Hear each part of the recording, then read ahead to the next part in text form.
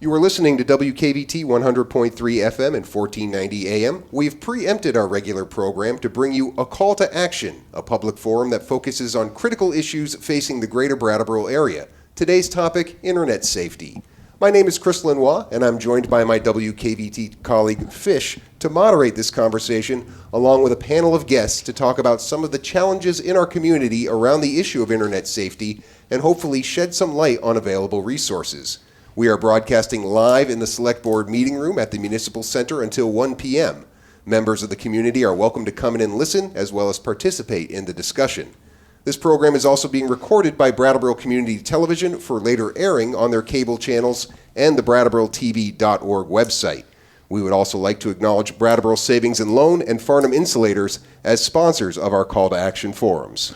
Thank you, Chris. Yeah, we will be kind of breaking down and getting in, hopefully drilling a little deeper, maybe regurgitating information you may already know, hopefully teaching you things that you don't know. All of it is to keep you safe. I know that I have taken phone calls from my father, who has said, "So I got a pop-up thing on my laptop says that I need to download this, otherwise I'm not going to. Don't touch it." So there are things like that as much as you think everybody knows what they're doing out there, they really don't. So hopefully today's call to action will kind of shine a light on that. Karen Bates comes to us. She's going to open up the show with us. She's an information specialist, Office of Technology Management for the Department of Public Safety for the state of Vermont. Okay, thank you for listening to Call to Action today. That's all the time we have. Jeez, thanks. It's a big title, but it's a big job. Welcome to the program. Thank you for making the drive down, first and foremost. Welcome. Thanks for inviting me, actually. All right. If we can just get you to lean into the mic a little bit. Coming a little bit closer. Thanks. All right. All right. There you That's go. awesome. All right. Right in my face. So tell us, let's start off by asking some of the biggest challenge you may have. So my position working for DPS is basically kind of I see it as an educational role. I spend a lot of time sending emails out to my user population, which is basically all the law enforcement community in the state, telling them what to look out for in their emails, scams that they should know about, that sort of thing, latest phishing attempts. And they're getting better and better, the phishing attempts. So I think keeping them up to date on this kind of stuff is really important. Right. I think and some of this stuff, as it progresses, we'll get into like the legal aspects and things like that. We'll have Detective Erik Johnson will be joining you in the next half hour. But when we get into, let's talk about what clickbait is. Can you speak about that a little bit and tell us what that is? Clickbait kind of generally falls into the whole category of phishing sort of related items. So basically, it's an item that's going to be on your screen that is just so irresistible, you're going to click it. It's exactly what it sounds like, clickbait. So it's bait designed to get you to click to go to either a bad website or steal your credentials or anything like that. There's so many bad things out there right now. So. And what type of things would people look for? I mean, how would they recognize clickbait? Oh boy, if it's too good to be true, that's the biggest one. If it's, I remember growing up, my parents always saying, if it sounds too good to be true, it is definitely not true. And I think that's especially true with the internet. Nobody gives away anything for free. Nobody does. I don't care what they say. If they're promising you something free, or you're going to get a degree in 30 days that all your coworkers have had for 10 years, it's not true. I guess the underlying principle is if it's too good to be true, and it's making you want to take action immediately, that's it right there. A good phishing email is always going to make you want to jump on it right then and there because you're afraid to lose the opportunity, whatever that might represent to you. Now, Facebook has just gone through a lot, and because Facebook is really on, I mean, as powerful of as a tool that is for social media, and I know we briefly, right before we went on the air, basically said you got tired of it and you tapped out. Yep. All right. I have it open right now. I can see that. Yeah. Well, I want to, if somebody asks me a question, I want to be able to answer it. Well, I guess that. But there's a lot of that stuff on social media, and that's probably, right? Yeah. I think I shared with you before this meeting that about 40% of the business sites on Facebook are actually believed to be fake. Right. Which means they're a ripoff of a real one. So just as an example, say it's a Chevy car website, then it's somebody who's decided they're going to make money off of that Chevy name and they create their own Facebook site called Chevy. And how do you protect yourself from that? It's super hard because they're, as I mentioned before with the phishing emails, they're getting better and better at this. They're finding all these different ways to do it. I would recommend going to the actual manufacturer or brand's website. For instance, just using the example of Chevy. If you were looking at a Chevy car, I would go to Chevy.com. And then I would follow the links on Chevy's page to get to their Facebook page. I wouldn't go browsing through Facebook looking for the Chevy sites, because I guarantee if you did a search right now, you'd find a whole mess of them. And some of them are going to be fake. Really? So look, the challenge is I'm going in. I'm going in. I think some people feel like if they're using a certain platform or using certain social media, they're more or less vulnerable to some of these frauds and scams. I wanted to say, like somebody using a Mac versus using a PC, this isn't necessarily something that people are designing for a particular software or a particular platform. I think, and there are viruses and scams and everything that's going to target specific operating systems or platforms, if you will. There was just recently one that was pushed out to all Apple phones that was trying to get people to click on through. It was sent through SMS, through text messaging, and it was trying to get them to enter their credentials for their iTunes account. People target specific users for specific things, but there is not one operating system out there, not one platform that isn't susceptible to this kind of stuff. Linux gets it, Windows gets it, Mac users get it.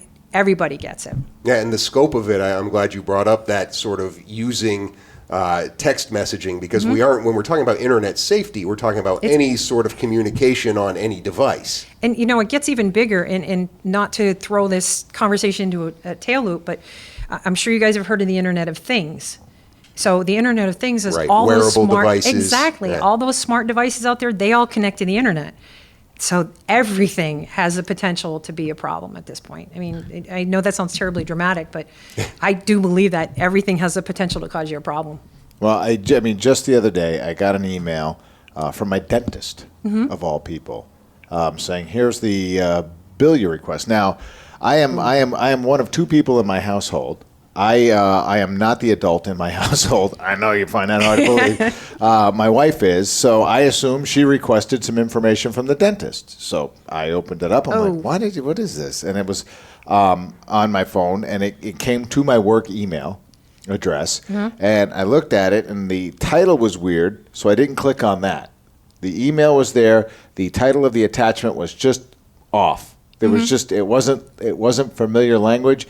I didn't click on it. Good. I called the dentist, and I said, and they were like, "Yeah, no, we got hacked right away." And I was, well, then if you know that, what's the responsibility to the hacked individual? I would think in today's world, since it happens so much, I believe there is some legislation that addresses when a large business has to do it.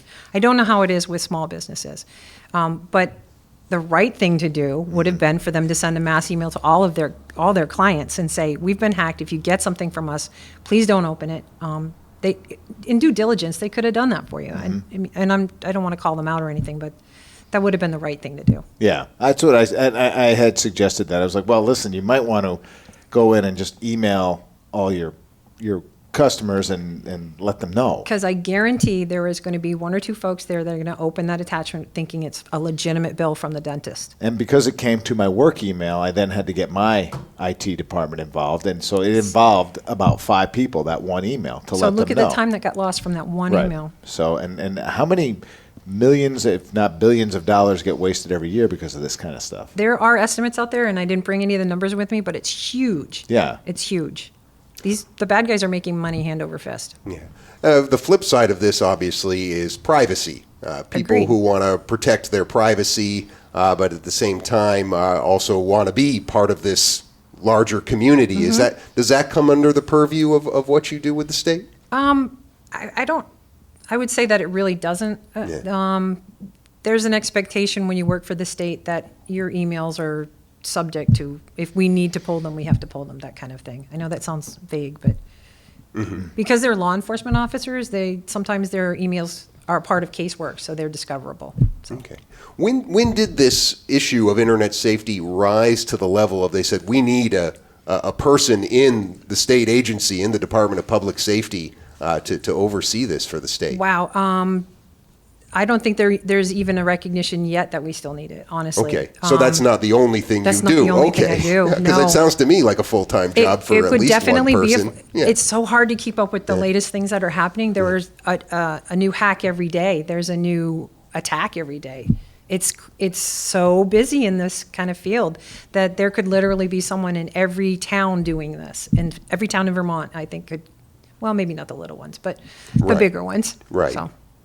Yeah, because I would imagine, I mean, to inflict the most damage, you go population base. Oh, yeah. So I mean, we have resources throughout the state for cybersecurity. There just aren't quite that many. I mean, we could do a better job. Okay. I don't know how, like you said, I mean, there are just people who are just sitting in dark rooms, just pounding on keyboards with a Wi-Fi access and somehow getting all this stuff done. I guess if we were going to do a takeaway, I guess it really is kind of a think before you click world we live in. It's funny that you say that because the Department of Homeland Security, that's actually their motto, is think before you click, or I'm paraphrasing it, but that's pretty much what they're recommending. Yeah. Before you do anything, think about it. Does it really look legit? Is it a little suspicious? Maybe you shouldn't click that link, that kind of thing. I'm thinking about 5 years ago, I had a lady on from the IRS on my show, and she had reached out to me, and she literally had to go on a tour of New England and hit as many media outlets, radio stations, TV stations, newspapers as she could to deliver the message, we will never send you an email. You will never get an email from the IRS. I think asking that's already you been forgotten. anything. Yeah. Right. Yeah. Because I still get, hey, you need to do this. And people who are getting phone calls from the IRS, we will never call you, and we will never email you.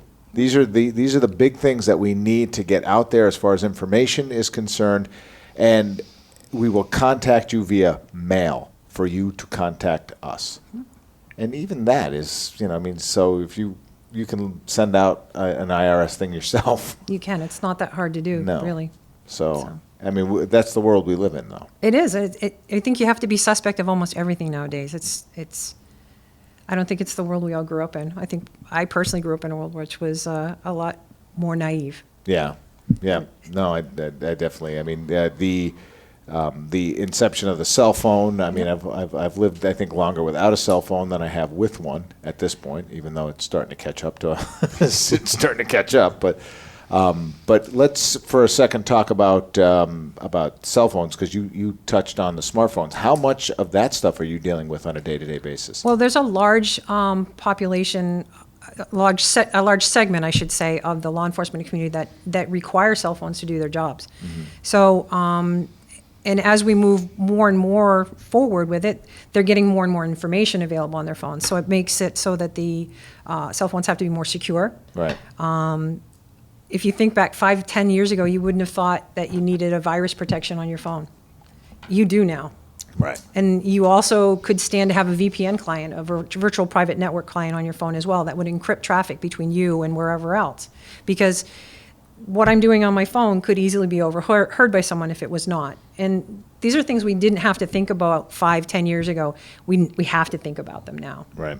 Let me just, I know we're going to go to a break here in a minute, but just to drive the point home, if you look at my laptop screen, what do you see? Anything pop out for you there? I'll point it out for you. You have your camera covered. See, camera I'll is point covered. that out for BCTV. Yeah. If you can see that at home, there's a piece of duct tape here for your paranoid morning guy.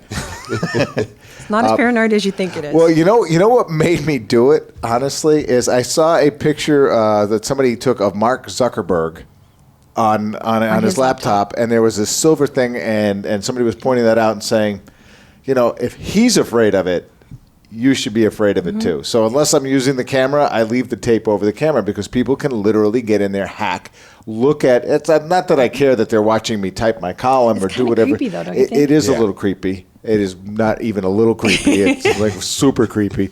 But It's just an added precaution. They I feel even make little things now to slide right over them. Yeah, I feel silly for having it up there, but We have individuals in our agency, and we have a fairly secure network that still do that too. yeah. So.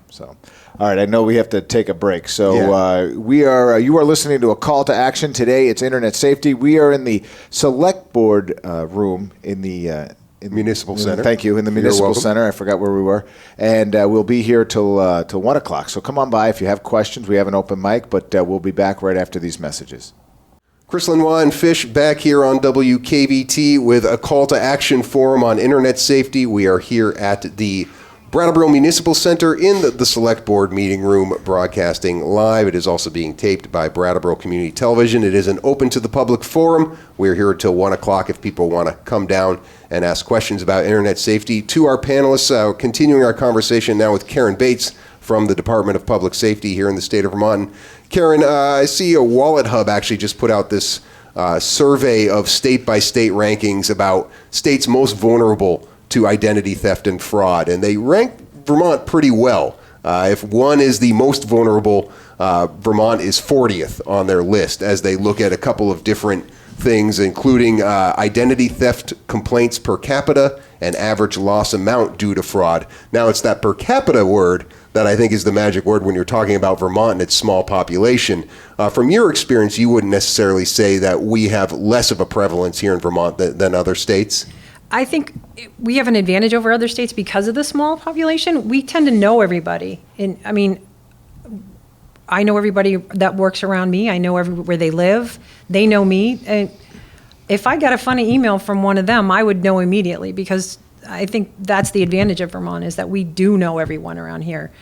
There, maybe up in Burlington, it's a little bit different. I can't speak to that, but in the area that I work in, I know everyone, so I'm less prevalent to click on something that seems to be coming from someone I know. Yeah, so I mean, I always think that a lot of times the scammers are one step ahead of the people trying to combat them. So are you seeing more of the types of scams where somebody is from a national company versus Yes. a local company? Yes, we've actually started a training program in-house where we send emails that look to be coming from nationally recognized companies. And the one thing it's shown me is that we are doing a semi-decent job of training our people, because they're not clicking on them. Not as many as I thought would click on them as are clicking on them. So that's a good thing. I think maybe we've managed to instill a sense of suspicion in them for whatever. Again, that doesn't sound great, but Right. in this case, it actually works.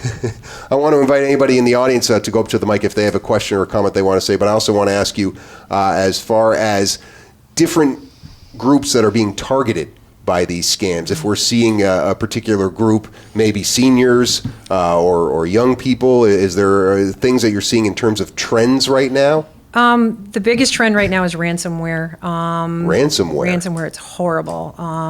Ransomware, basically the end user will get an email and it'll have an attachment and it'll be crafted so that it looks like they have to take action on it immediately. They click it, their computer is infected with malware, and that malware then goes through and encrypts their hard drive and demands a ransom for the information on the hard drive back. They typically ask for money in the form of Bitcoins. So I want to say about a year ago, this time, there was a police department in Massachusetts got hit with ransomware, and they opted to pay the ransom. But Oh yeah, I remember that. yeah, you remember that. It's and it's unfortunately, ransomware is actually a growing malware trend right now. And once you get it, there's not a lot you can do unless you've been doing good backups. If you've been doing good backups, then you're having your hard drive encrypted is really not so bad, because you can restore to a new hard drive and drive on. So that would be a situation where you would just basically, they'd say, oh, we're holding your data for ransom. You Yep. would kind of just erase the machine and replace the machine. Exactly. Interesting. Is that always in an attachment ransomware? They used to always say, don't open attachments from people you don't know. I mean, how would somebody suspect ransomware? Well, interestingly, the new iteration of ransomware is now coming in a JavaScript, so it's not just attachments anymore. So I suspect we're going to see that evolving even more as the the ransomware trend continues. So it's not going anywhere anytime soon because it's making them lots of money. Now, JavaScript is a program basically being delivered through the internet. How would that appear on somebody's screen? My guess is it's going to also appear as either a hyperlink to a web page or another attachment. So there would still need to be an action for the end user. I think that's an important thing to emphasize. A lot of people think as soon as they see an email or get something on their screen, they're infected right away. Because you do see pop-up windows. You go to a website. That's different, though. But that's different. That's not ransomware. That's something different. And that's when you've got pop-up windows and you're visiting a website and they continue to pop up even when you go to a different website, then you've got a problem. So there's so many different ways your computer can become infected. That ransomware is just the beginning. Yeah. I wish I could talk for all day about the different kinds because there's tons of them. Right, and I don't know how important it is to distinguish them as much as kind of give people some signposts on how to say, this is probably not kosher, and I think you're doing a very good job of that. I think the biggest one is the attachments and hyperlinks in emails. Yeah. Those are just avoid them at all costs if you can, unless it's something you're really expecting, like you knew Grandma was going to send you a picture of the dog. Right. Then okay, and Grandma told you she was going to, and she told you on the phone she was going to send it. Then okay, you can look at it, but be suspect when Grandma didn't tell you she was going to send that. You know what I mean? But you would know because you would probably have to spend at least a half an hour on the phone with Grandma talking about how to attach it. Right. Well, yes, that's exactly it. Or Mom. Yeah. How do you attach this on the phone again? Yeah. No, we're not doing that. Yeah. I've never done that. When we talk about these things, some of the things like I know that I've personally been sent are a nice one is like FedEx notifications. That's one is really hot right now. Yeah. Because everybody's getting packages delivered. So if you see something from FedEx, you're going to be like, oh my God, my package is late. Now what am I going to do? So you're going to click it. Right. Again, it's that trying to get you to do something right now. Take action now because something bad's going to happen if you don't. So I just want to preface this because I've gotten really good at noticing these things, and when they don't seem right, I ask the question. So I contacted somebody from FedEx and I asked. They said we will never send you an email. So don't. Thank you for clarifying that because it's so important that people understand that these big companies like that, they simply don't have the time to sit down and say, your delivery is going to be 2 hours late today. Yeah, they really sorry. I know we've got somebody who's coming up to the microphone. Let me get to you in a second if I could. But yeah, they won't send you an email. What you will get, and the explanation that I got was pretty simple. It was you will get a notification that your package is shipped with a tracking number from whomever you ordered your package from, and that is it. We will scan it through our process. You can go to our website and track it, but that is going to be the lump sum of it. If it gets lost, that's when that's maybe when we'll start an email conversation, but most likely it'll be through our chat portal on our website. I mean, UPS does the same thing as well. So those are important things to bring out because a lot of people think this time of year, oh, geez, I should panic because this is happening. And it's not necessarily the case. Your name? My name is Mike Patton. All right.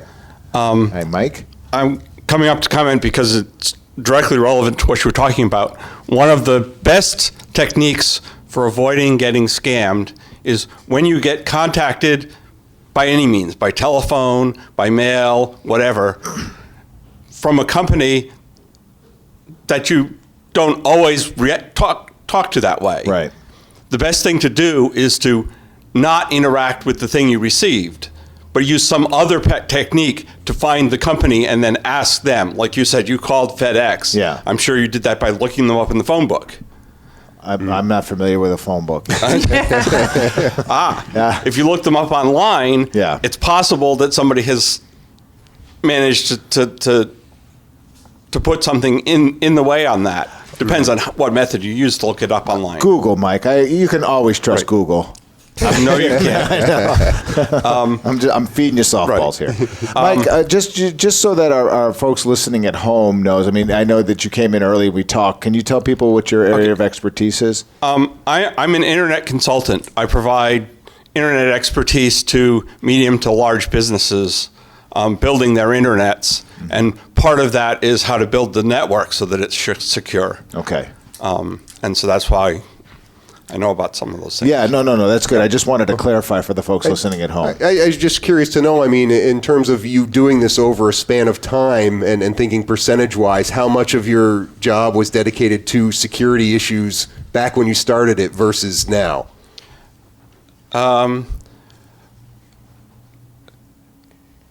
That's potentially a bad question to ask me because I would, back when I started, which was in the late 80s, I was part of one of the very largest internet break-ins at the time. I see. They happened to use one of my systems to get in, and we were actually monitoring and tracking everything that the break-in artists did, as opposed to shutting them down, in which case they would have gone somewhere else where they weren't being tracked. Wow. And so we managed to turn all of that evidence over to the FBI, and they did. Incredible. They tracked it down. They were coming in through computers here in the East Coast, but they were coming from Portland, Oregon. Right.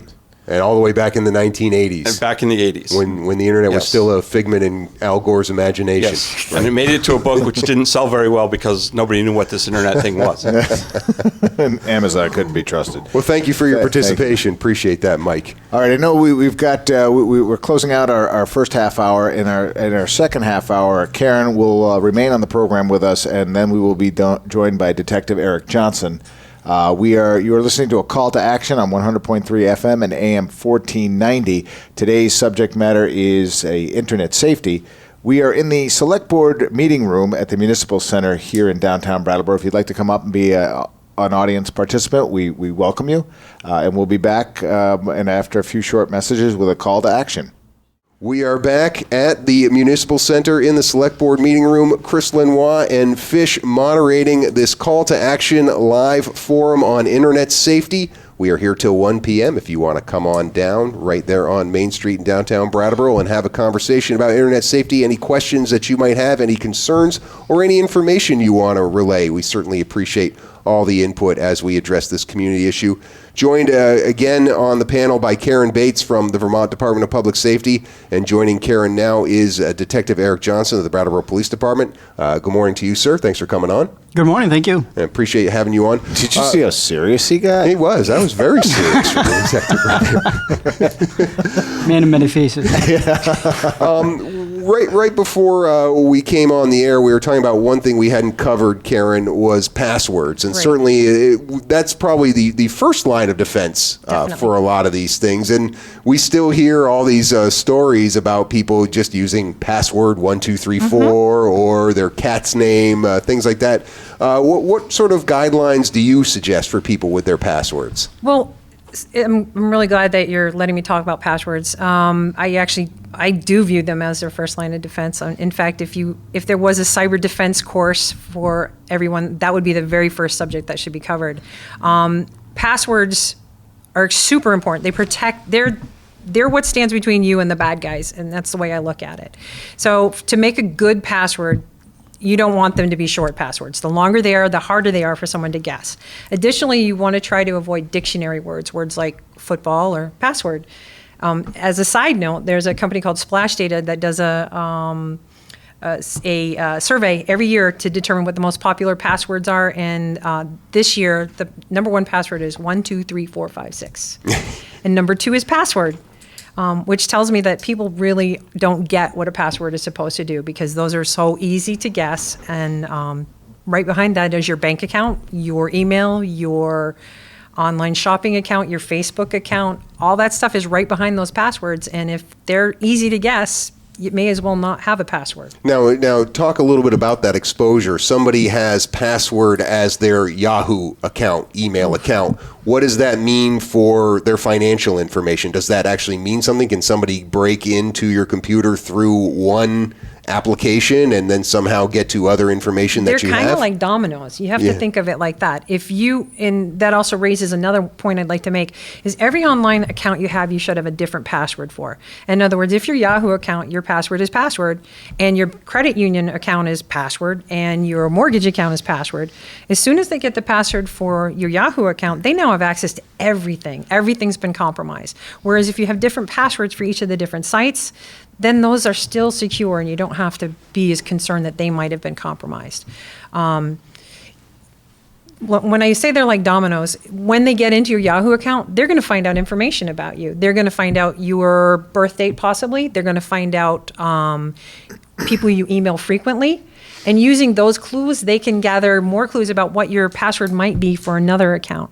And once they have that and they're into your bank accounts, you can just say goodbye to your identity at that point. It's gone. You've lost your stuff. It's very hard to recover from a hack. Because of this reason. You lose access to stuff that you consider private, and it's out there. People's passwords are for sale right now on the dark web. There are bad guys that can go buy passwords at any given moment in time. Yeah. As far as keeping track of all those passwords, that's usually the reason where people start saying, oh my gosh, I'm just going to use the same password for a certain number of things. You want to say something about that? LastPass? Password managers. Yes. Yeah. Talk I about wanted to ask those. about that too. I love password managers. If only because it gets rid of the sticky note on the monitor or under the keyboard where you guys are hiding your passwords. Wait a minute, who told you that? Just see. I figured that one out, didn't I? So now you know my password for everything is Lubriderm. Great. All right. But just to add to that, with the password manager, make sure your password manager encrypts the passwords after you save them. Because if I'm able to get a hold of your phone and download your phone, I can then have access to your passwords. Yep. Okay.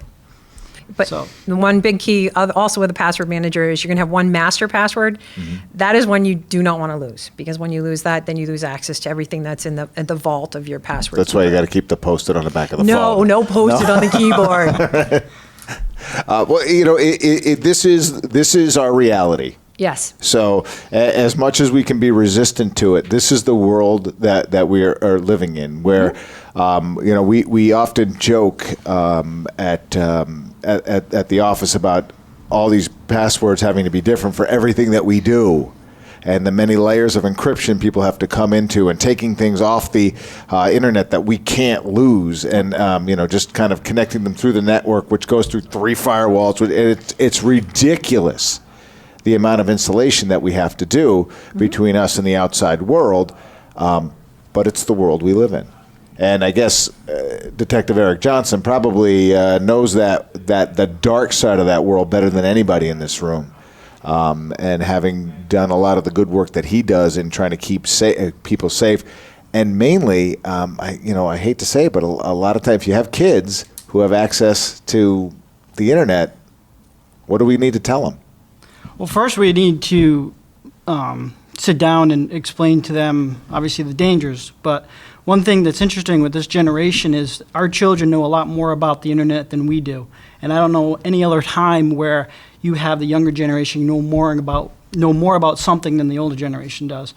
So you need to keep those lines of communications open, because with what we're seeing with these young kids now, mostly going online and exploiting themselves in a way that, you know, no one could really imagine, and creating images and videos and sending them out there to unknown strangers or friends and family, just because they have some type of connection that they want to maintain, and then these images start circulating and or becoming more damaging. And then we have the cyberbullying aspect of it, where children, and even adults for that matter, are constantly bombarding each other with hateful messages and comments. I know, we just elected one. Sorry. And no comment. But again, you know, they're going online and they're exposing themselves in a way that when we grew up, we all made our mistakes, and we probably still do from time to time, but we didn't have the ability to document everything we did that was bad. Can you imagine, Fish, everything you did in college or high school was documented on the internet? But no, none of us want to imagine that. Thank God. So we it's a thought that shoots me out of bed at 3 a.m. in a cold sweat. So, but seriously though, you know, we have that. But fortunately, we have people that are here to help. I work with the Vermont Internet Crimes Against Children Task Force and the Windham County Safe Place Child Advocacy Center. And we work with the children and young adults, and even adults for that matter, who get exploited online, not necessarily through, inappropriate measures, let's say posting stuff online that normally you wouldn't, but also if you're a victim of an identity theft, you can come to the police department, you can report it to us, and there are ways that we can try to help you connect the dots back to whoever may have stole your identity.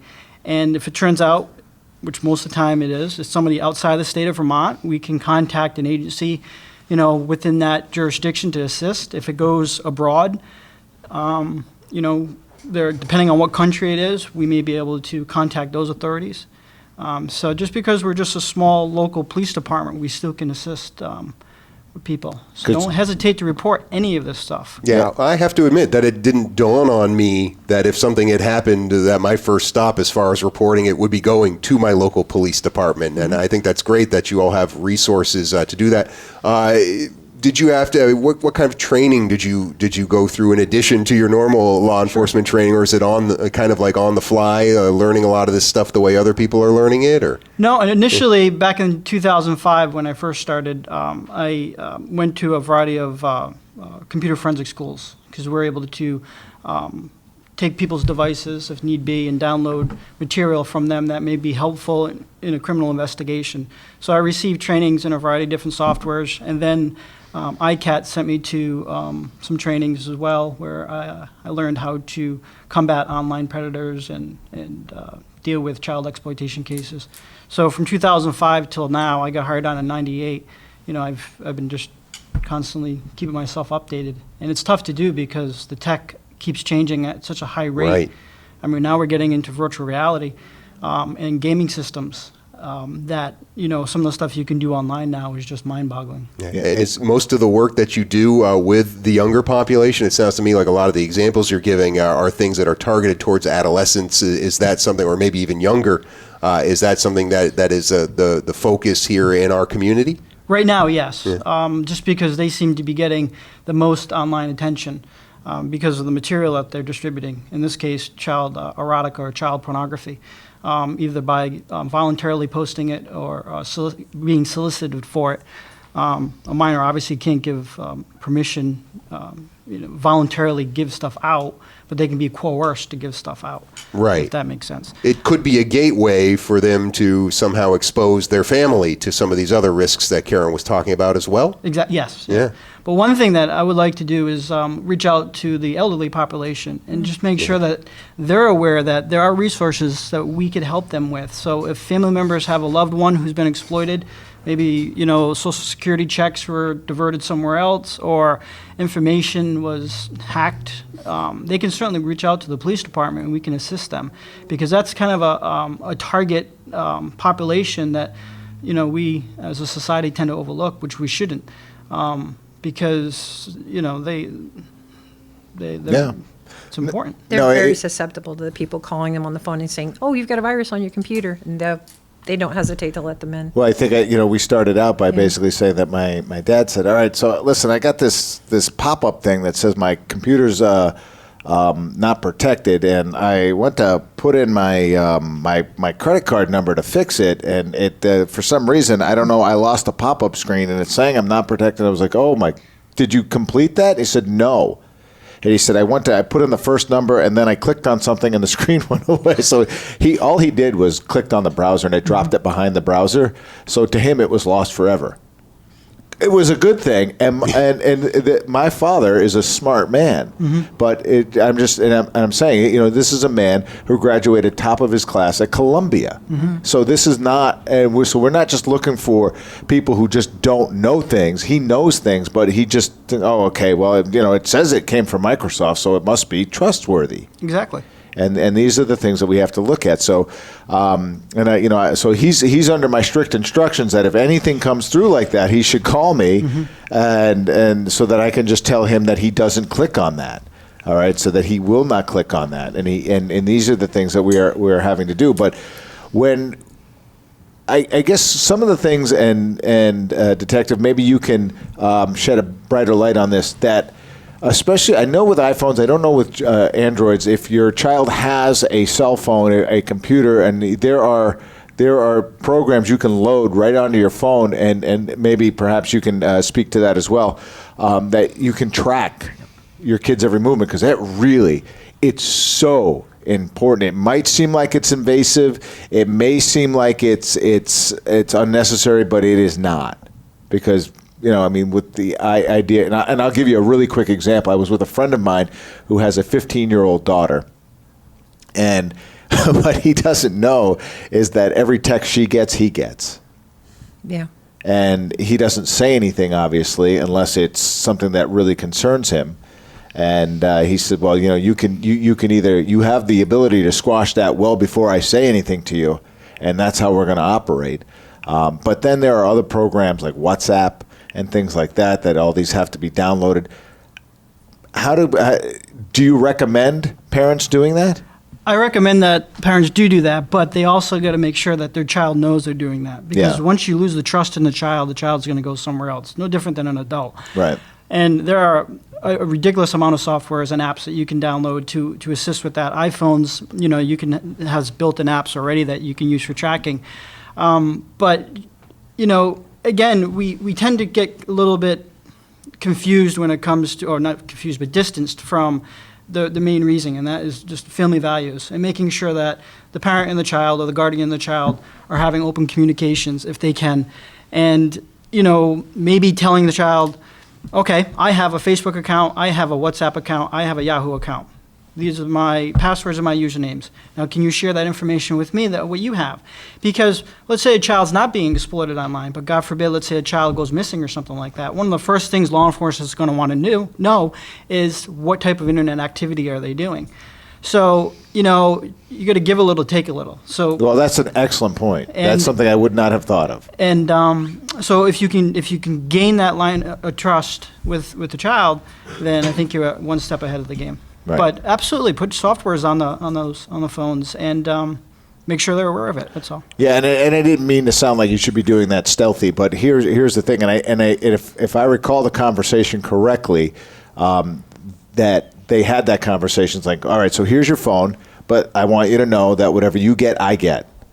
But I've often said that we as U.S. citizens become dumb in about 2 weeks' time, and we forget everything that happened 2 weeks ago. Mm-hmm. And so an inappropriate text came in, and he goes, excuse me for a second, went upstairs, came down with a pink cell phone, and said, what's that? And he goes, it's my daughter's cell phone. And she, I won't even bother showing you the text that she just got, but that's it. She's done. Her phone's been taken away. I think you have to be that diligent because the internet is super scary. I mean, it's super fun. I have a lot of fun on it, but I keep it benign. I keep it I keep it very generic.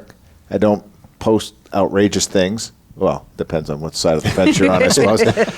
But let's talk about how a predator might go after a child. Sure. If we could. Again, we all need, as humans, an outlet, somebody to talk to.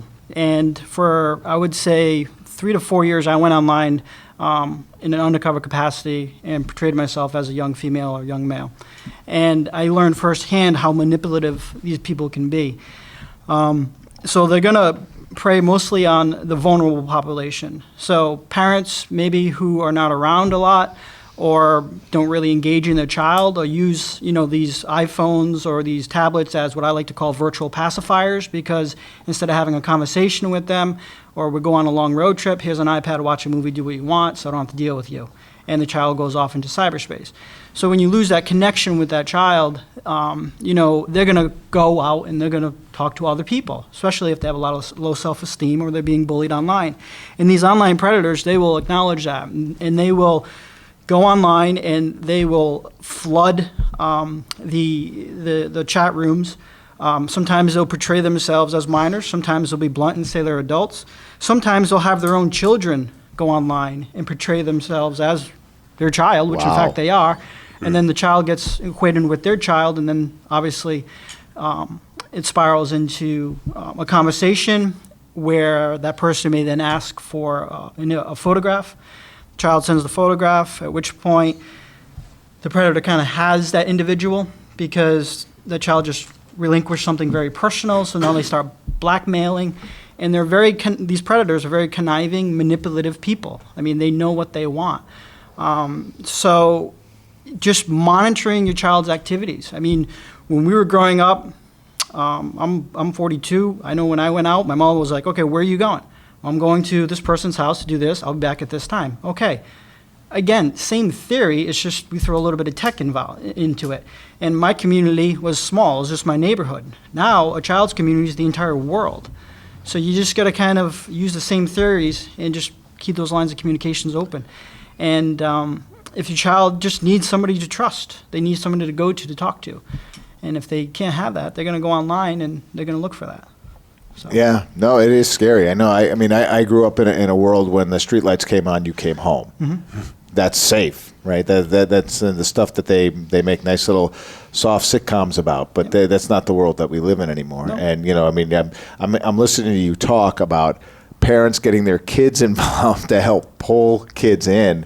It's like a dark corner that I can't even wrap my head around. And that's why, as a parent, you really need to stay on top of what your kids are doing. You do. And then the predator aspect of it is obviously an issue, but now we have the sexting. So we have two parties obviously having a conversation, let's say a 14-year-old and a 16-year-old. 16-year-old asks for some inappropriate images, 14-year-old sends them, and then all of a sudden, don't worry, I'm not going to show those to anybody, and then they break up and those images start circulating.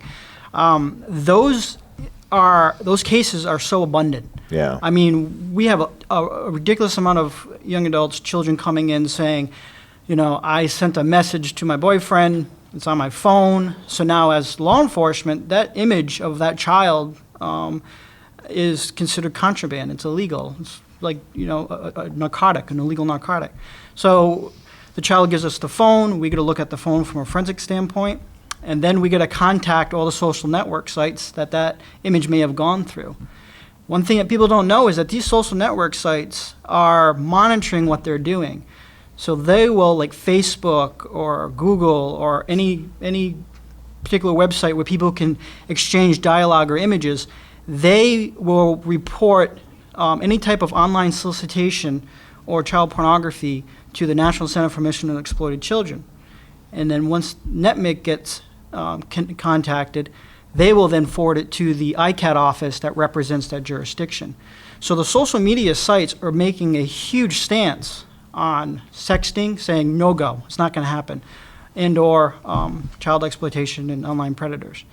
So there's a whole modge-podge of stuff that is happening that can really just flourish into something huge. Because if a child comes to me and says, this individual solicited me online for images, we sent some images. We then get a search warrant for that person's social network site.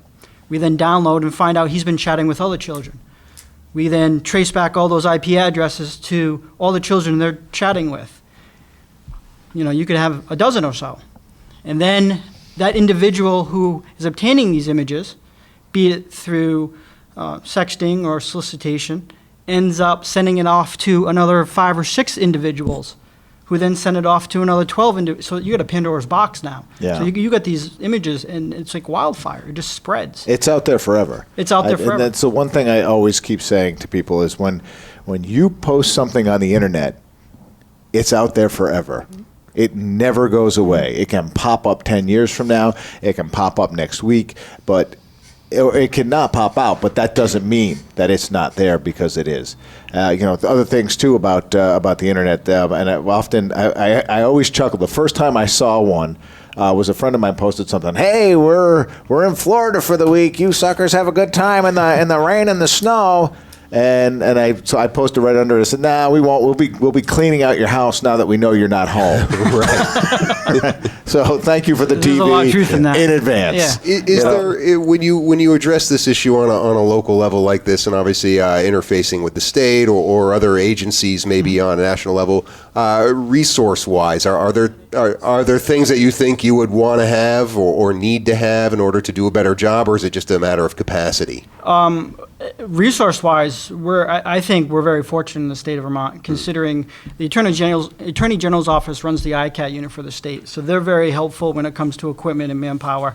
And I don't know of any local, state or federal agency that wouldn't, help us within a second, including everybody that works up in Waterbury. I mean, it is amazing how fortunate we are as Vermont residents to have such a close-knit And group of talented. individuals. There's Yeah. some Yeah. really amazingly smart individuals that work in his field.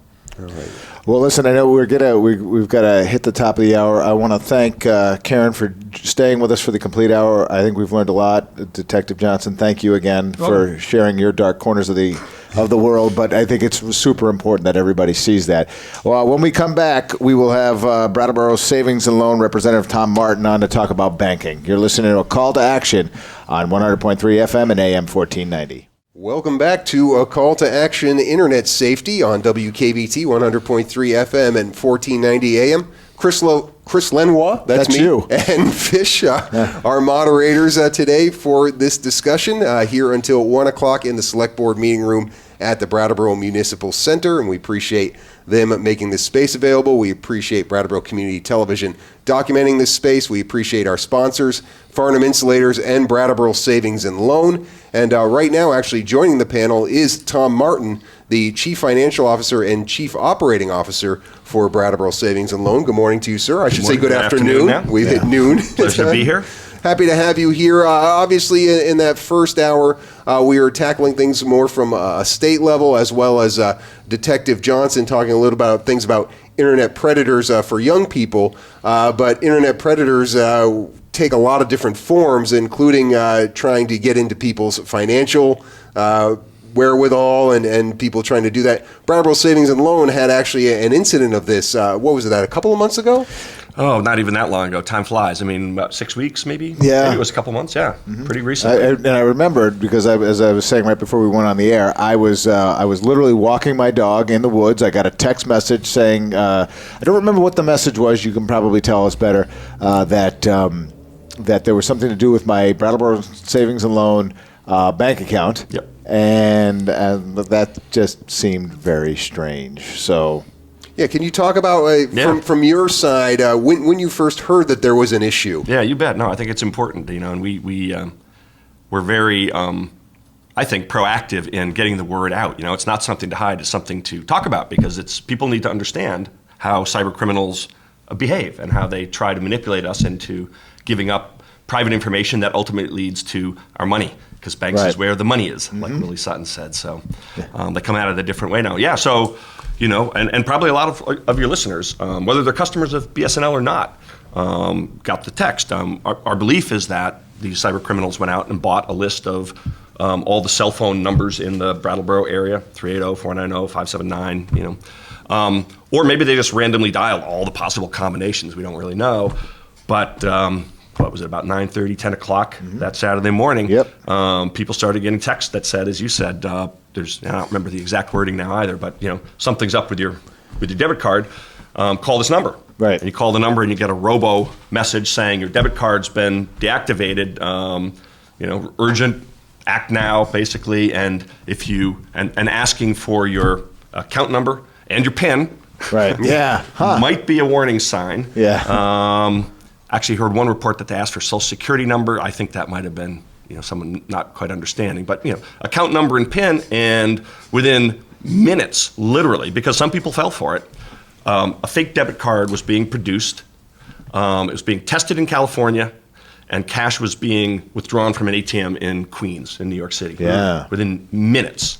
It is frightening how quickly it happens, and only because I'm attuned to it and knowing what the industry standards are is, and again, I'm going to repeat this, and this is one thing I've been saying over and over again, you will not get a text message from a bank about your account. Well, but I mean, you may, and you will from Brattleboro Savings and Loan.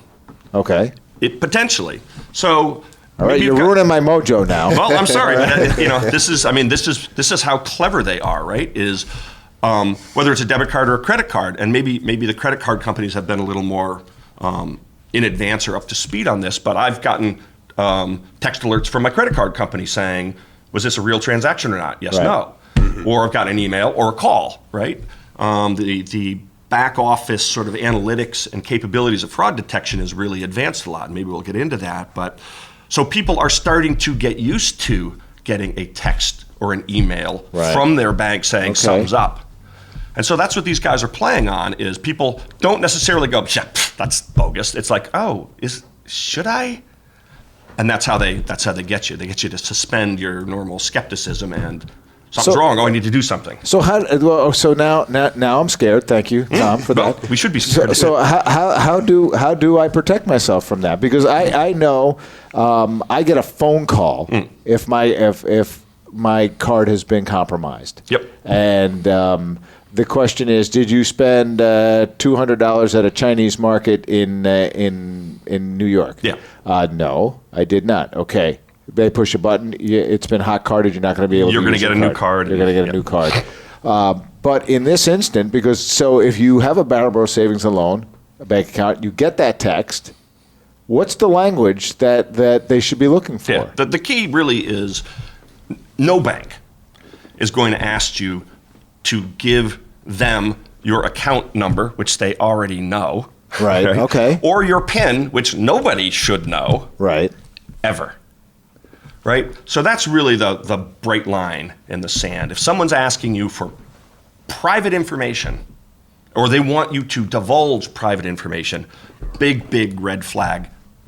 It's fraudulent. Okay. When something happens like what happened 6 weeks ago here, how does Brattleboro Savings and Loan respond? I mean, I'm sure you have a protocol. You hear, oh, there's a breach, there's some Yep. insecurity here. Talk a little bit Yep. about the mechanism of a bank. Well, so let me just clarify. So there's no breach, right? I mean, Okay. nobody got into Brattleboro Savings and Loans Right. That would be a different network. thing. That's a completely different thing.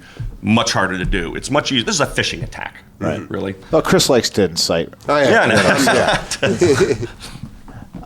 no. Our response was, I mean, first of all, like Fish just said, you get the text, our customers start calling in saying, is the skeptical ones, is this for real? And really quickly, I mean, all the employees of the bank, many of them started getting calls from friends, business associates, customers saying, I'm not sure, what should I do? So we immediately have a fraud response team. And when there's something going on like that, that's more than, I mean, unfortunately, it happens all the time. Somebody's debit card they use it as a skimmer at a gas station and it gets breached and we find. But when there's a coordinated pattern happening, we go into high gear. So we have a team that assembles. We come into the office and we start working on, first of all, letting people know what's going on. So outreaching to our customers through social media, primarily, contacting media. We don't have the capability right now of sending out a text alert, ironically. But, I mean, think about it. If you got a text subsequently saying there's been a phishing attack that looks like this, don't fall for it. Yeah.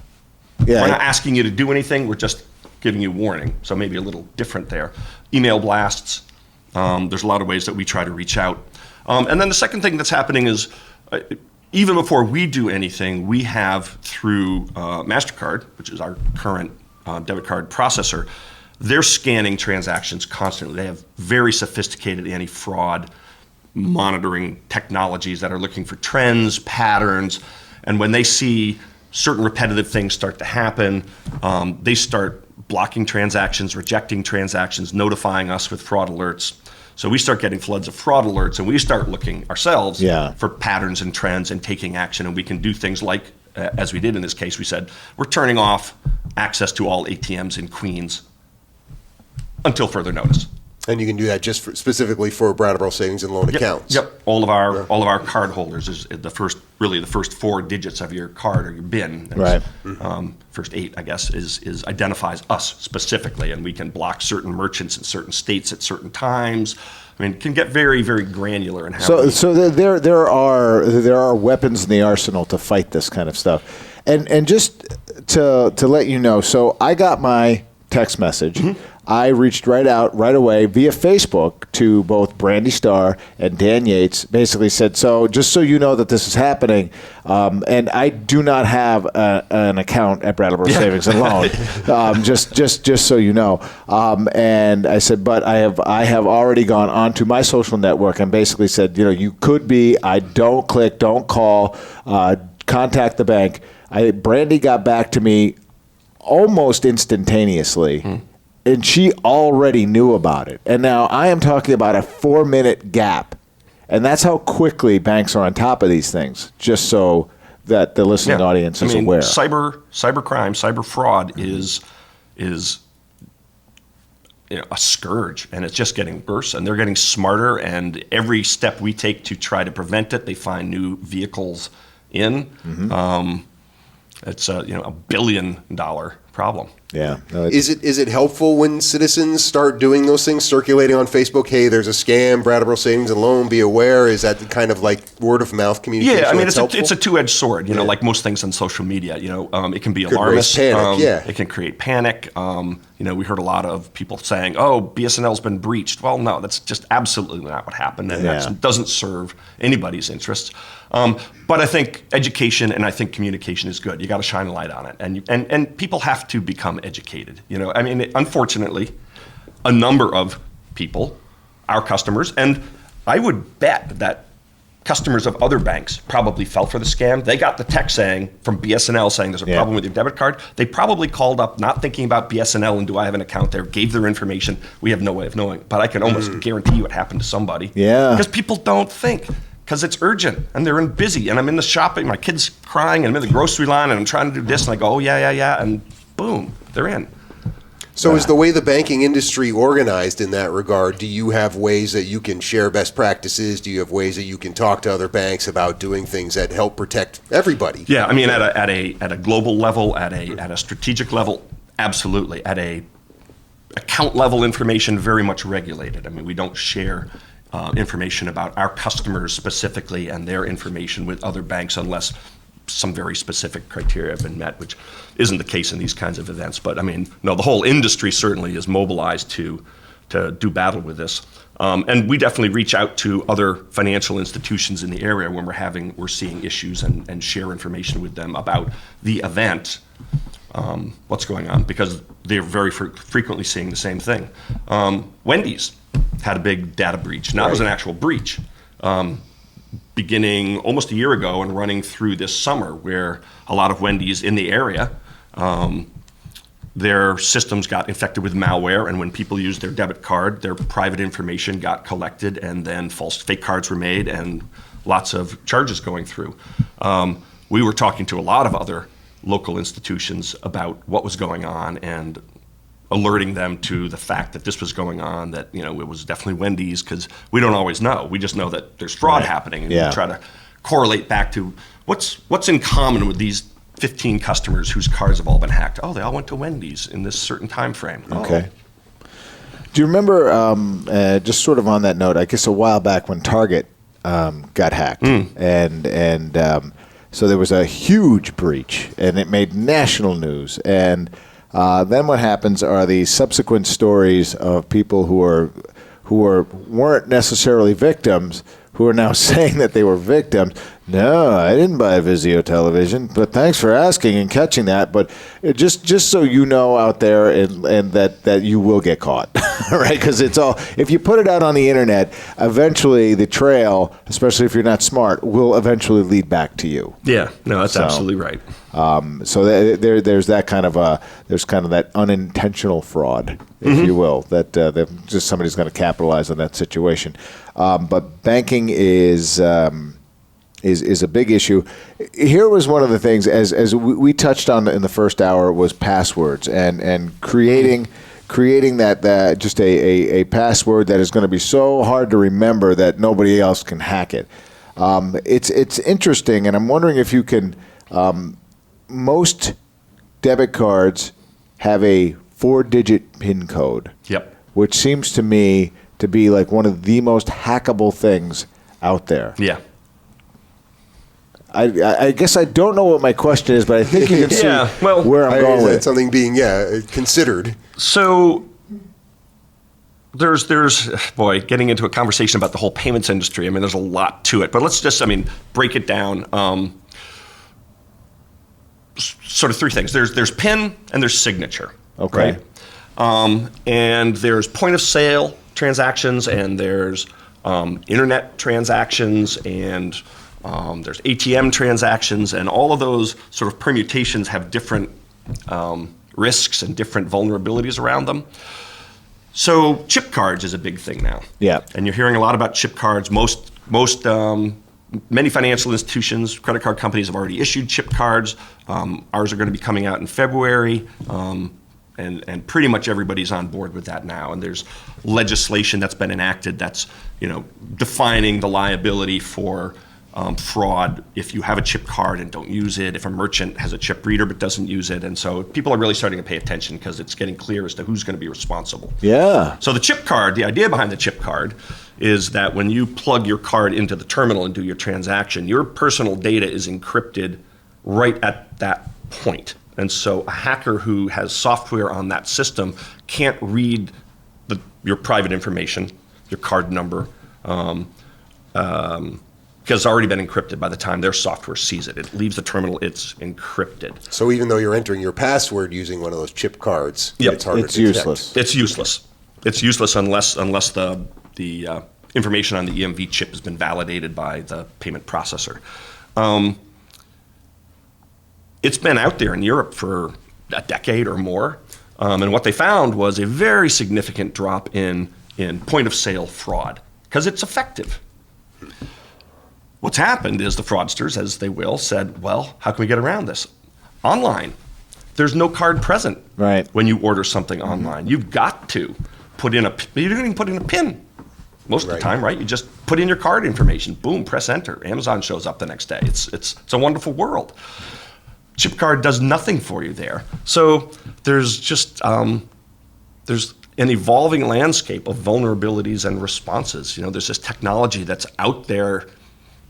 It's more than experimental, but I don't know anybody that's actually using it in the U.S. yet, called dynamic CVV. The little 3-digit code on the back of your card is part of your unique identifier. Well, they've got a technology now where that number changes every 20 minutes dynamically, remotely on your card. There's a little radio transmitter in your card.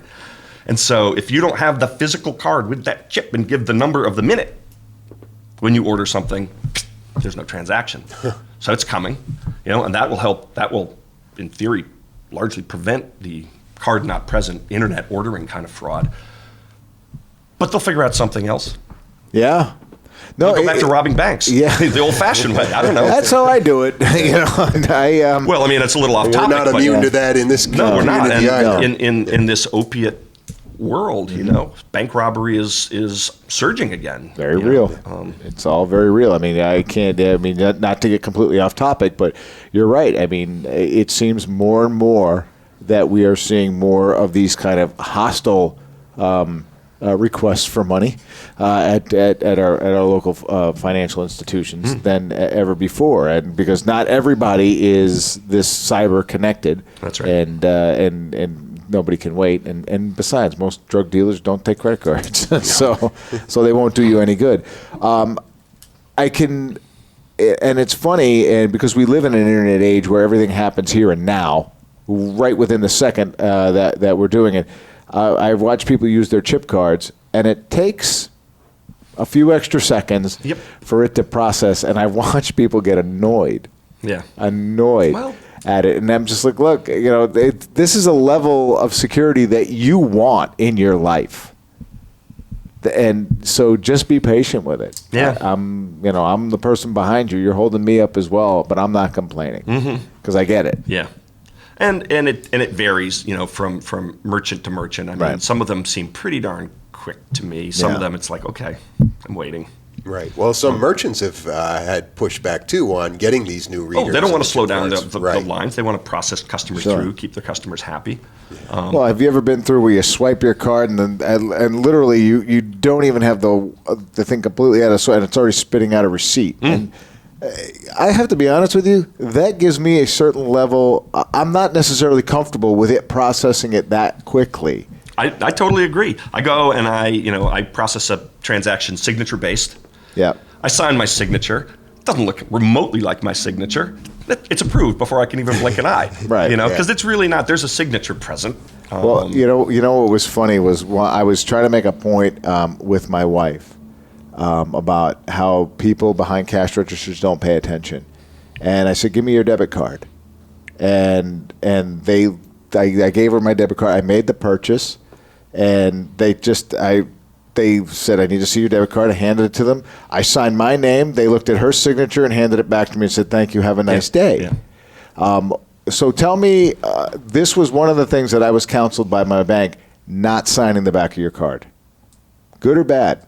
I hadn't heard that. I mean, I think probably if you read the fine print of your contract, you probably have to sign it.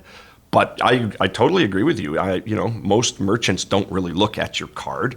Well, the idea being behind the statement is they flip your card over, they see no signature, and they're forced to ask for a second. For some ID. Yeah. I mean, you're doing this to yourself, I guess, That's but right. just to sort of get them into the habit of really kind of looking at it. Well, I've heard anecdotally that, we are blessed to live in a relatively low crime area. Yeah. But I've heard anecdotally, you go to places down south, for example, they will look at they will ask you for ID. Yeah. They may, and it might be Oh, merchant yeah, by no, merchant, but, I've had that. And kind of, I'm old fashioned. It's kind of the way it should be. Yeah. Except it's quick. Let's do it now. I mean, Yeah. I don't have time for this. I need to. The other thing that's funny about the chip cards, and I've done this, is you put in your chip card, you do your transaction, you're waiting, you pick up your bag, you walk out, and the clerk's going, "Don't forget your card." Right. Yeah. Well, and There's that. prior to the chip cards, with regards, and you talked about the electronic signature, I had heard that they say even if it's a debit card, you should select credit so you're not entering your PIN number into that keypad, both for people in the line with you as well as for anything that could be picked up. Is that a none? There's problems with PIN. There's problems with signature. There's probably going to be problems with chip. I mean, there is Right. no perfect system. No.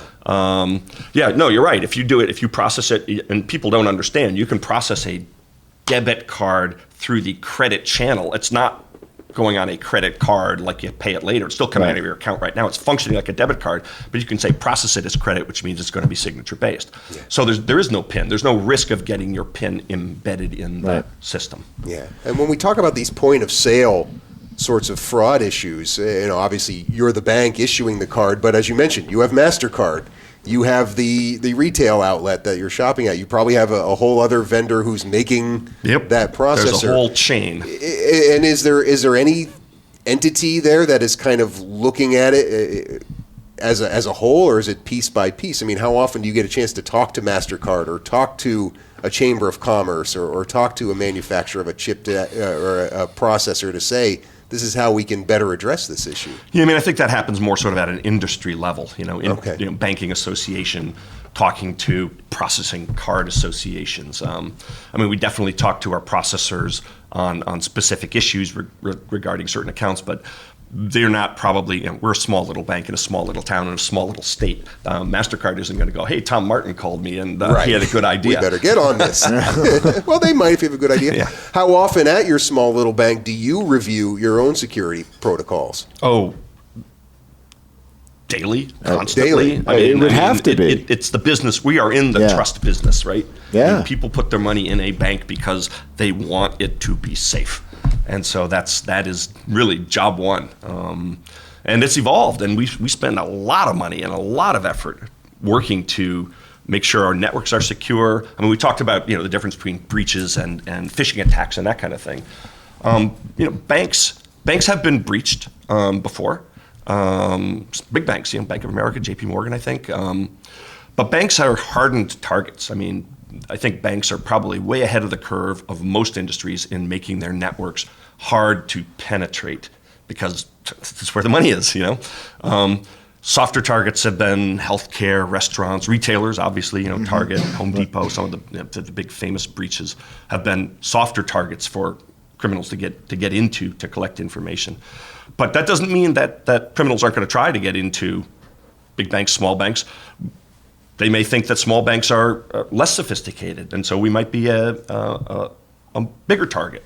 We have network monitoring technology that's running 24/7. We get, my IT guy's going to correct me, probably literally millions of port scans from other countries on a monthly basis. These aren't friendly people. These are people looking for a way in. Do you think that you're a bigger target because you're a smaller bank? No.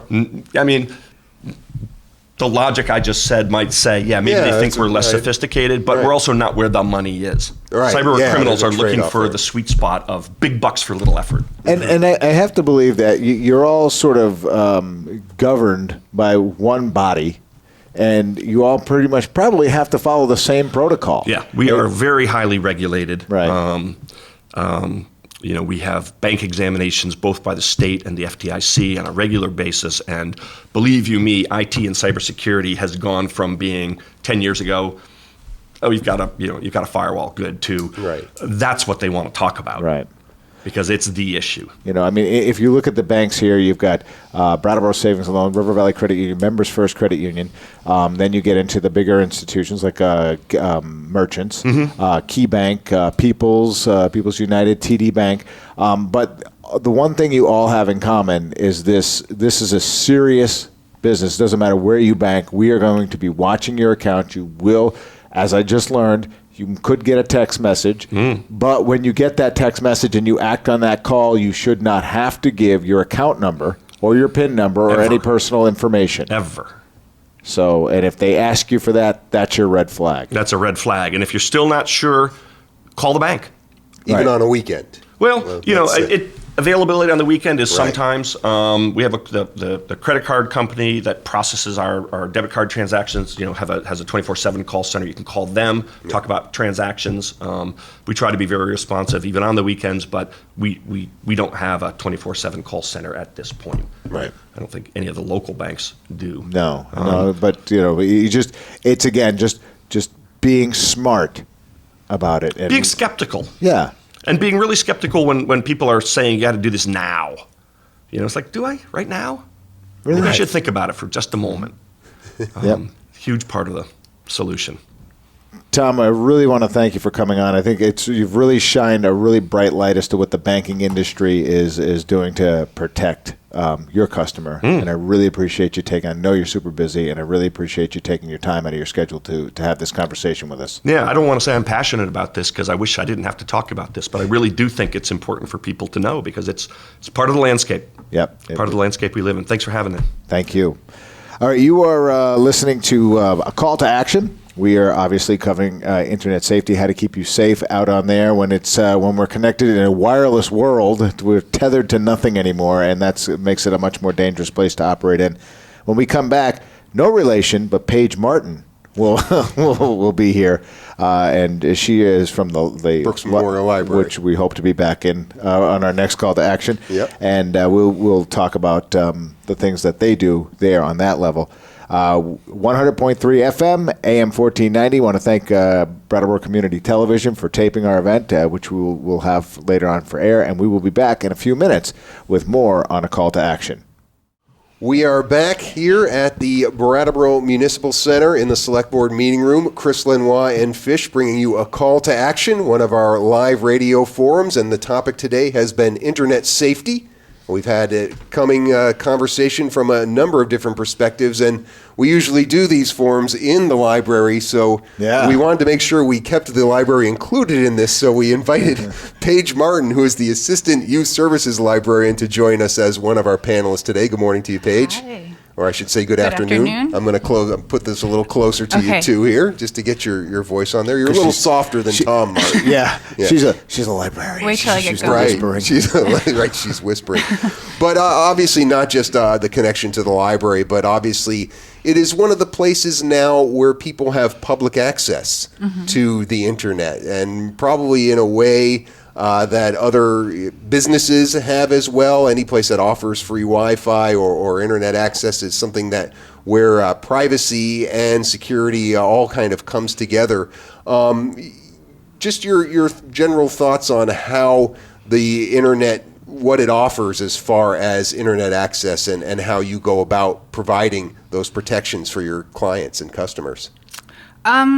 So we offer free Wi-Fi to everybody, which we're super excited about. And our internet connection, because we're a public library, is state funded. So we have actually a direct connection through physical cables, and that's how everything is funneled in terms of our library networks and our computer systems. Obviously, the public Wi-Fi is a little different, but it's through a Vermont state organization, DII, and so it's pretty well secured in terms of not actually being we're not relying on any actual wireless networks or anything like that. But as far as our computers go, obviously we have no filters on any of our internet. I mean, libraries have never been advocates of less information, right? So people can come and do, whatever on the internet. We have policies that we ask people to follow, guidelines, and if there's we monitor that something is not going according to plan, we can kick people off due to our library Based on policies. the policy. I mean, rarely, right? Or never. So yeah, does that answer? Yeah, it does. But I mean, and those filters we talk about, or that policy of not having any filters or any blocking, any site blocking software, or anything like that. That's something that is a national standard. That's not a choice of Brooks Memorial Library. That's something the American Library Association. Yeah, American Library Association is very much on the forefront of the best way. I mean, we've always, libraries have information, and one of our major concerns has always been patron privacy. Which is a little different than security, but patron privacy surrounding what they check out at the library, what books they have out, and now a lot of that information is digital. So now we're concerned with educating people about how to keep information that they access private. And I think part of that is, good information. And so we want people to understand the library as a resource to get good information. And the only way people will know how to be safe, how to be private, and how to be secure on the internet is through education about those issues. And as a library, we welcome questions and advice from library staff and personnel about how to be safe on the internet, how to look up things privately if you want to. That's totally fine and should also be an option for a lot of people. Yeah, well, and when you said right before we went on, you corrected me, you're not a children's librarian, you're a youth librarian, and that's a fair assessment because you're talking about up to age 18. And I think about when we were talking with Detective Johnson before about some of the safety issues around minors and things like that. There's probably issues where people come to you as the library asking advice or just ways you would handle situations like that. Yeah, and I think I would echo what they said earlier. We don't have filters on our children's internet or the computers upstairs that are for children anyway, and we don't see our role as librarians to monitor what people are doing in the internet. We think that is a conversation that you need to have to teach people about how to use the internet and not limiting, because when you have filters, you don't necessarily think you also have to teach people about things, right? Because you think you're blocking certain things, which is inherently not true. Filters are inherently bad, inaccurate, and don't work very well, and people can get around them. And so I think to just imply that there's some safety when you have a filter without there actually being any safety and without actually having a conversation about how to use the internet effectively is a false narrative. Right. So when people come into the Brooks Memorial Library and want to use one of your workstations, they don't need to log in, basically, right? I mean, obviously, if they have their own device, they can just get on, but you don't even have a login or anything like that? Or? We do have just a login in terms of that's just a code that we ask people to get just because it has timed, so that so if people are waiting, they have timed sessions, essentially. But nothing that affords any level of security. And at the same time, people, I'm sure, come to the library looking for advice or looking for guidelines on internet safety or on internet privacy. What are some of the things you share with them? So if you're looking for internet privacy, we are living also in an age where not only everyone is being surveilled. Right? There's mass surveillance everywhere, everything you do. And this is already having an effect on what people are researching on the internet in terms of writing books and stories. A PEN American study came out 2 years ago, and 1 out of 6 writers surveyed in this study have not researched things, have not looked into things, have not had conversations about things, because they're afraid that if they do research or write, they'll be put on some kind of mass surveillance list, and they're self-censoring themselves already. And so that's the last thing libraries want to hear about, because it's creating a situation where information is being not given out in a meaningful way. And so, I mean, I would recommend, depending on what you're doing, if you're using browsers, you can use different browsers that won't track your information and what you're doing. You can use, cell phones, different apps on cell phones to have more end-to-end encryption of cell phone messages. And I think, we were talking about this slightly, and there's been allusions to this for the past month or so, but this is not going to get any better in the upcoming years, right? So this mass surveillance of people and what they're doing, it's going to continue, if only get ramped up. Yeah. You have an IT staff there, or do they spend a lot of time just trying to keep the workstations, the computers there clean? Well, we use open source software, and we use Linux, and which, is cleared every time someone logs out. Oh, okay. So that's helpful. And we do have updates that happen. One other thing that I thought I would mention when they were talking about earlier, making sure you have good passwords, is also if you have phones, make sure you also do updates when they ask you to do them, because those most of the time are security updates, and that'll help you. They've realized a security issue. And if you update it as soon as possible, you're much less likely to get I think you make an excellent point there, and it's something like I see it, and it's always an inconvenience, especially if you have an iPhone, because it seems to take an inordinate amount of time to update your phone.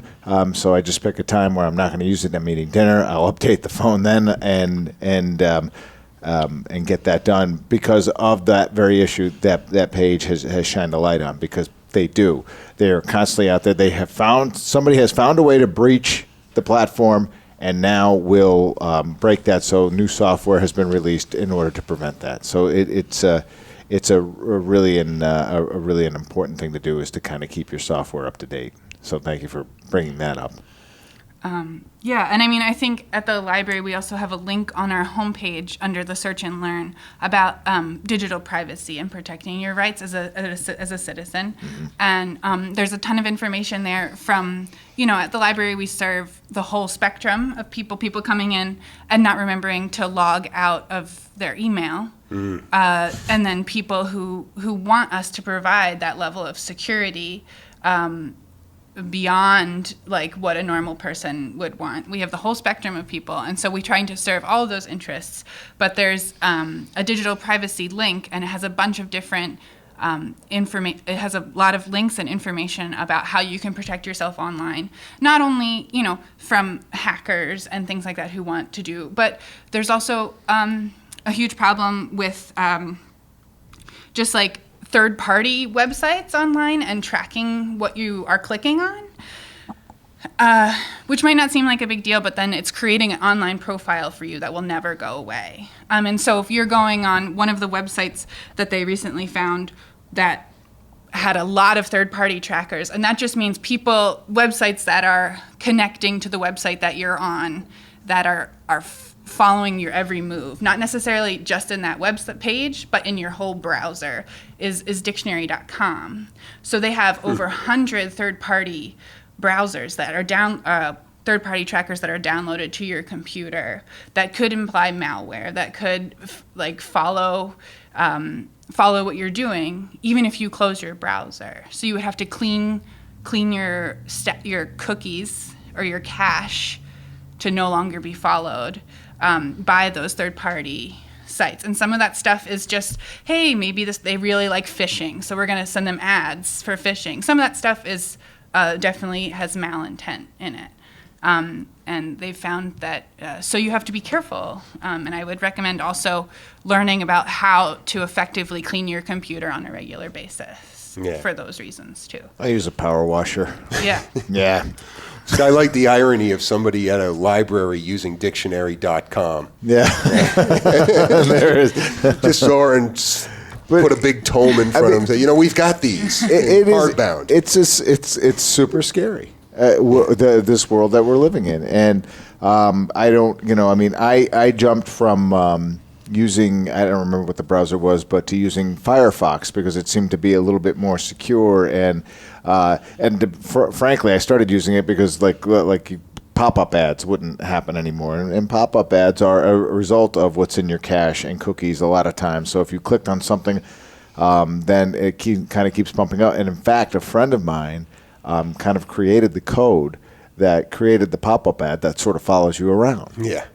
So and he sold it to American Express, who said if we if somebody clicks on that, the minute they click on it, we just drop a cookie. And it seems fairly innocent, and for their terms, it is, and legal, obviously.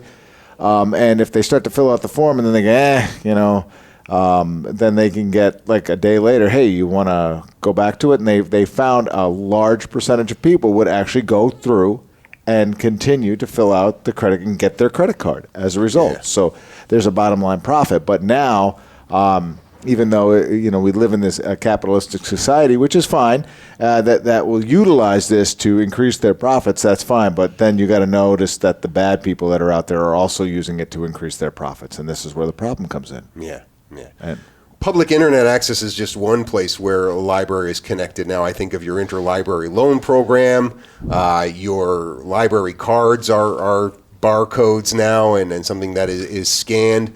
Are those issues that are of concern? I would think that for end users, the privacy issue is part of it. Yeah, I mean, I guess we have two issues where once you return something to the library, if you don't have a fine associated with that item, it's deleted from your record. So unless you opt in to choose to save your library record, that's the only way that. And then interlibrary loan is also a very similar policy where as soon as you return something, it's deleted from your record. I would say we're also a library, so a lot of our funding isn't huge. We don't have millions of dollars to spend on. So we do use a lot of open source items and websites, and so there is that balance of us figuring out safety versus accessibility. People want books from all over the country, and people want them quickly and information quickly, and that's what we're here for. But so then making sure that is deleted from their account once the item is returned is a priority for us. And I mean, open source, because of those cost issues, is probably something that's a standard, at least in Vermont, if not throughout the industry. Yeah, I mean, open source is definitely in terms of cost issue, but then also it's less likely to be tracked and followed. Your best bet, Firefox, open source. Yeah.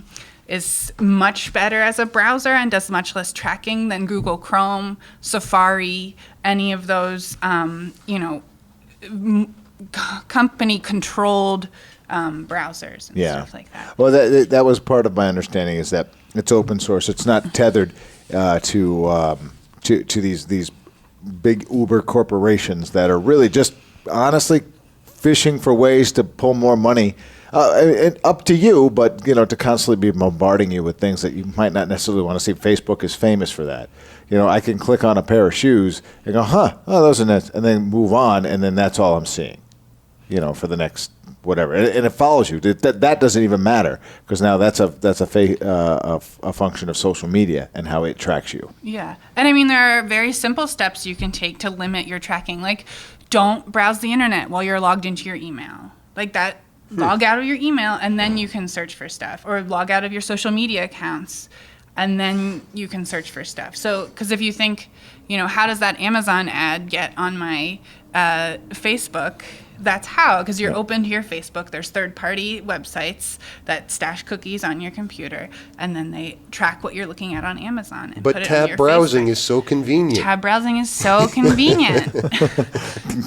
Convenience has a cost, I guess, right? It really does. I am married to a woman who is on Facebook and will often not sign out of her account.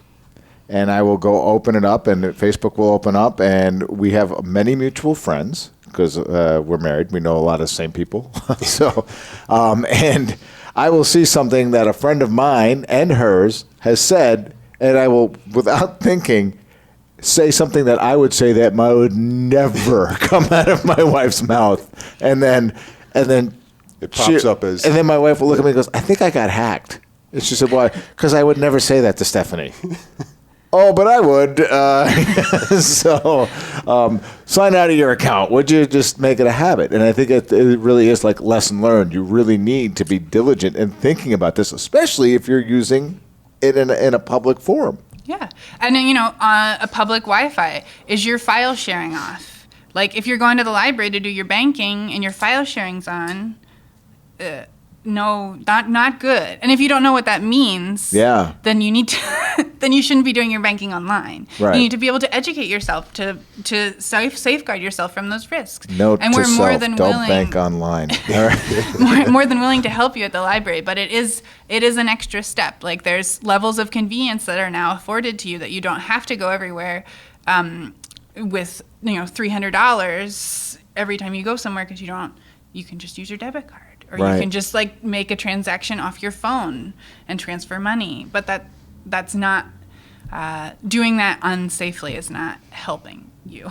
Right. What is it? I mean, you're talking about a lot of things here that are even going beyond just the library. So is this a personal interest for you, or is this a professional interest in terms of you go to conferences and these subjects come up, and why do they come up in the context of library services? I think it's a super important thing in terms of libraries. I mean, we get a lot of people who want help with a lot of different things, and a lot of those things are like, what book recommendations do you have? But some of those things are also how, I can't figure out this website to file for food stamps. I can't figure this out. Right. So it does involve, librarian as a profession also involves a level of digital literacy. And, some libraries, and definitely the ALA, is taking that a step further and also becoming organizations to safeguard it for digital privacy, recognizing that digital information needs to be safeguarded at libraries just as much as physical books need to be safeguarded at libraries. And so that is there was a big scandal in a library in New Hampshire 2 years ago because they installed, as a part of the Library Freedom Project, they installed a Tor browser in their, what's the word I'm looking for? In their library, we don't, so. A Tor browser exit node server in their library, which essentially Tor is another way to really anonymously search for things online. And so, you have the good with the bad with that, right? So you have the controversy is now you're allowing people who could be up to nefarious things an anonymity on the internet. Right. Because the Tor, what they do is they just change IP address location, so you can't track where someone is searching something from. And they installed this in the library. Yeah. Because they wanted their patrons to be able to feel that they could search things safely, or what, So this was a big controversy. This is kind of like the modern age Dewey Decimal System here. Right. I mean, there's a lot to untangle here. I never understood the Dewey Decimal System, but It's not worth it. Yeah. You heard it from a librarian. Yeah, so it must be right. true. It was dumb. Don't tell our cataloging. Yeah, we'll keep them out of it. We're not streaming in order to be safe to everybody on the internet. But it is really, there's a lot to untangle here. Yeah. There is a tremendous amount of stuff to untangle. And you think about what Paige was talking about with that population that doesn't have their own smartphone, doesn't have their own computer, and are maybe somebody who has a high school diploma or equivalency or something like that, doesn't have a lot of experience on the internet. The parent, example, but there's a lot of people out there who just don't have the exposure to this technology going into places, whether it is a library or somewhere else, and not even being aware of the risks that they're putting themselves at, or the risks of a system. I mean, somebody comes in and gets malware on a computer at a library, it can do a lot of damage to your whole institution. Yeah. Well, that's why we have public and private. Right, Yeah. which is a smart thing. Do you do a lot of coordination with schools? I mean, obviously you kind of have a similar mission, especially yourself in the youth services area. Is there this kind of conversation and dialogue about these things with the local schools? Well, we are working on currently doing a few things, but recently, as next Wednesday, December 14th, we'll be offering a workshop for parents or teachers or anyone who has teens in their life about how teens use social media and the rise of sexting on social media, and how to talk to your kids about that, and the reality of what those things looks like. And just like kids not necessarily being aware of proper protocols online. Like, an adult friends me that I don't know on Instagram. Why is that weird? You know? Yeah. Because they don't know you. Right. Yeah, that's why. And it's so weird. just those steps that it seems so simple, like being able to talk about those, I think and then that's next Wednesday from 6 to 7:30 at the library. In the Okay, library. it's Great. good to know. Thank you I for think that, you know, we've become this culture that likes to gather people, you know, and have more people to look at the things that we have to say and the pictures that we have to post. Paige, thank you for coming on the program on our call to action today and kind of shedding a light on that from a public perception. A lot of the stuff that we are doing here on the World Wide Web and keeping yourself safe, it's what I've learned. It's exhausting. Yeah. It's really, really exhausting. But you really should kind of treat this much like any valuable item that you have, because it is just that valuable. There's a lot to lose here. You can lose things like that. And as we learned from the Brattleboro Savings and Loan conversation, that, you know, now they are trying to figure out how to kind of pin blame here and there. So things are gonna change as to who who is paying for things. Think before you click. Don't allow websites to hold your credit card information. Password managers, multi-factor authentication, which is your thumbprint on your iPhone. Yeah. So All those things that you can do, you should definitely do, and certainly appreciate everybody's input on that today. That does conclude this edition of Call to Action on Internet Safety on WKVT. We do want to thank all our panelists, Karen Bates from the state of Vermont, Detective Erik Johnson from Brattleboro Police Department, Tom Martin from Brattleboro Savings and Loan, and Paige Martin from Brooks Memorial Library. Want to thank our audience members for being here. Want to thank the Brattleboro Municipal Center for hosting, Brattleboro Savings and Loan and Farnham Insulators for their sponsorship, and Brattleboro Community Television for being our media partner. You can visit their website, brattleboro.tv.org, for a schedule of when this program will air and to watch it on demand. And thank you out there for listening in Radioland. We now return to our regularly scheduled program.